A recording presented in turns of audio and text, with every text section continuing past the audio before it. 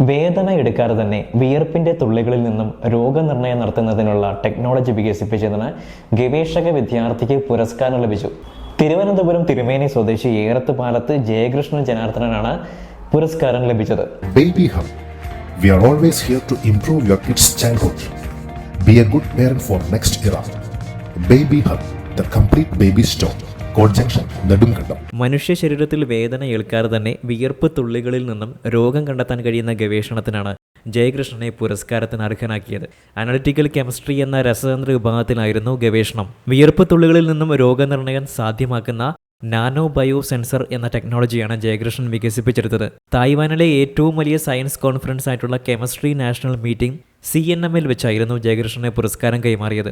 തംചങ് സർവകലാശാലയിൽ വെച്ചായിരുന്നു മീറ്റിംഗ്. പ്രശസ്തി പത്രവും ക്യാഷ് അവാർഡുമാണ് ജയകൃഷ്ണൻ ലഭിക്കേണ്ടായത്.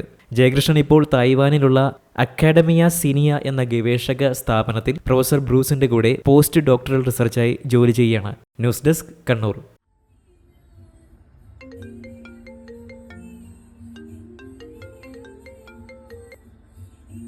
ഹലോ, നീ എവിടെയാ? വൈകിട്ട് കുഞ്ഞിനെ കാണാൻ പോകേണ്ടതല്ലേ? ഗിഫ്റ്റ് മേടിച്ചോ? മോനെ ഈ വെള്ളം ഒന്ന് കുടിച്ചേ. വെള്ളം കുടിക്കും മോനെ.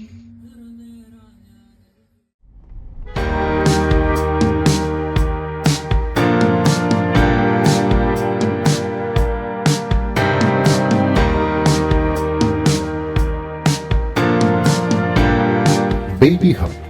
We are always here to improve your kids' childhood. Be a good parent for next era. Baby Hub, the complete baby store. Code junction, Nedumkandam.